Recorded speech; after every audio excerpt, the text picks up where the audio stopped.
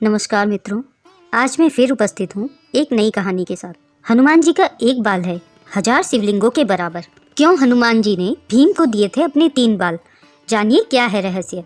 महाभारत और रामायण में कई रहस्य छुपे हुए हैं। ऐसा ही एक रहस्य है महाभारत में।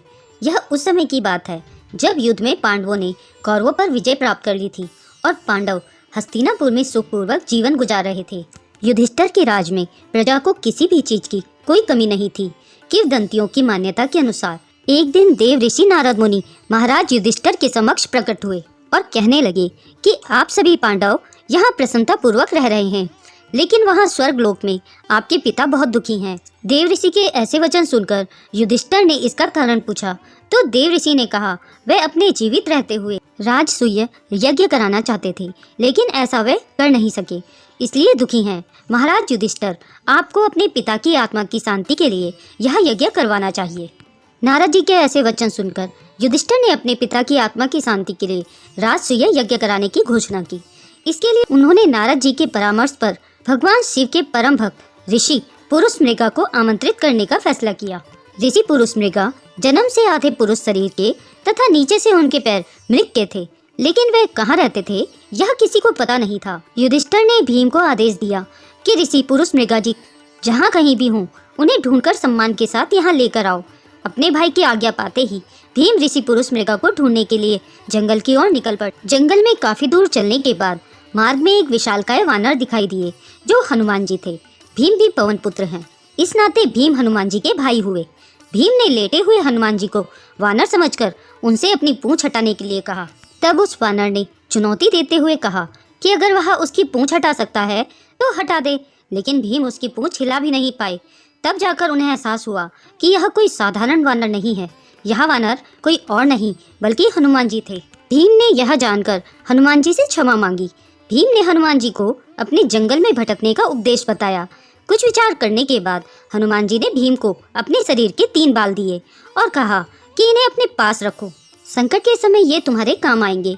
भीम ने हनुमान जी के वह 3 बाल अपने पास सुरक्षित रख लिए और चल पड़े ऋषि मृगा को ढूंढने।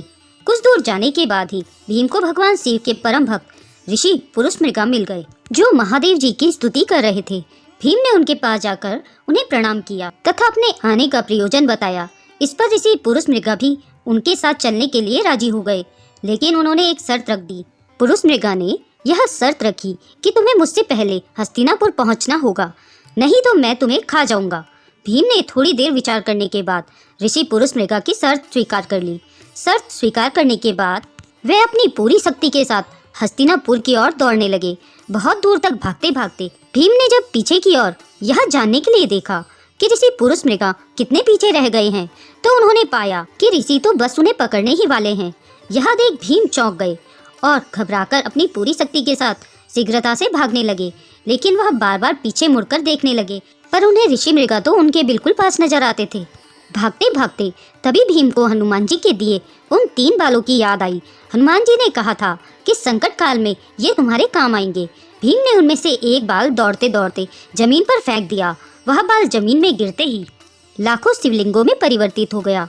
भगवान शिव के परम भक्त होने के कारण ऋषि पुरुष मृगा मार्ग में आए प्रत्येक शिवलिंग को प्रणाम करते हुए आगे बढ़ने लगे। इसके चलते भीम को दूर तक भागने का मौका मिल गया। कुंती पुत्र भीम लगातार भागते रहे। फिर जब भीम को लगा कि ऋषि अब फिर से उन्हें पकड़ लेंगे, तो उन्होंने फिर से एक बाल गिरा दिया और वह बाल भी हजारों शिवलिंगों में परिवर्तित हो गया। इस प्रकार से भीम ने ऐसा 3 बार किया। अंत में जब भीम हस्तिनापुर के द्वार में घुसने ही वाले थे कि ऋषि पुरुष मृगा ने उन्हें पकड़ने के लिए दौड़े और जैसे ही उन्हें पकड़ ही लिया था कि तभी भीम ने छलांग लगाई और उनका बस एक पैर ही द्वार के बाहर रह गया था। इस पर पुरुष मृगा ने उन्हें खाना चाहा, लेकिन उसी दौरान भगवान श्री कृष्ण और युधिष्ठिर द्वार पर पहुंच गए। युधिष्ठिर ने पुरुष मृगा से बहस करनी शुरू कर दी। तब युधिष्ठिर से पुरुष मृगा ने कहा कि शर्त के अनुसार इसका पैर द्वार के बाहर ही था, अतः यह पहुंच नहीं पाया, ऐसे में मैं इसे खाऊंगा। फिर भी हे धर्मराज, तुम न्याय करने के लिए स्वतंत्र हो। ऐसे वचन सुनकर युधिष्ठिर ने ऋषि पुरुष मृगा से कहा कि भीम के केवल पैर ही द्वार के बाहर रह गए थे, बाकी संपूर्ण शरीर तो द्वार के अंदर ही है, अतः आप भीम के केवल पैर ही खा सकते हैं। ऐसा सुनकर युधिष्ठिर के न्याय से ऋषि पुरुष मृगा प्रसन्न हुए और उन्होंने भीम को जीवन दान दिया। इसके बाद ऋषि ने यज्ञ संपन्न करवाया और सबको आशीर्वाद भी दिया। दोस्तों, आपको ये कहानी कैसी लगी कृपया कमेंट करके जरूर बताएं। वीडियो पसंद आया हो तो लाइक करें और ऐसी ही और भी बहुत सारी कहानियों को सुनने के लिए चैनल को सब्सक्राइब जरूर करें।